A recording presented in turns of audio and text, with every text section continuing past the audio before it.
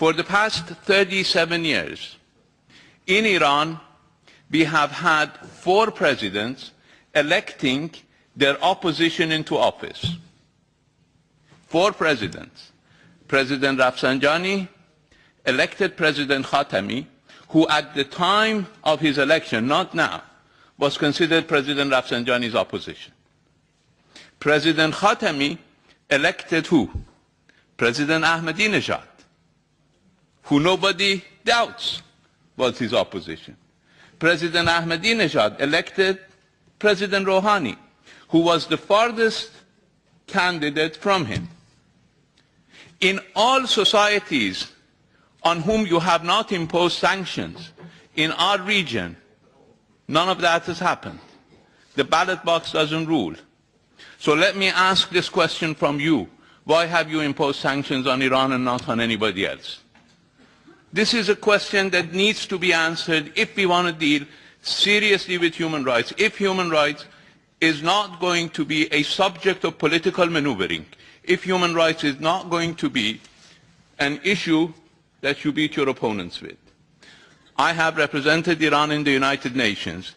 I saw at the time when the Saddam Hussein regime of Iraq was one of the proponents of human rights in Iran, was voting along with the European Union in resolutions against Iran.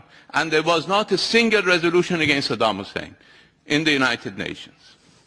Then Saddam Hussein invaded Kuwait, and all of a sudden, he became the worst violator of human rights. Saddam was a despot, a human rights violator, but he wasn't a human rights violator because he invaded Kuwait.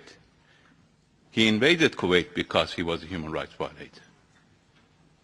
And everybody in the international community put the cart before the horse. And I think that is where we find human rights abused in the international community and the legitimacy and credibility of the work for human rights undermined. I agree with you, the Helsinki process minus human rights doesn't work. Human rights is a legitimate concern of the international community. I agree. But then we need to respect the fact that human rights must be the determining point and not political considerations. When you go home, please consider for yourselves, if a country in our region is supposed to be under EU sanctions for human rights, should it be Iran? Just ask this question from yourselves. Should it be Iran? Or should it be the country that is bombarding the hell out of the people of Yemen? How many people have died in Yemen?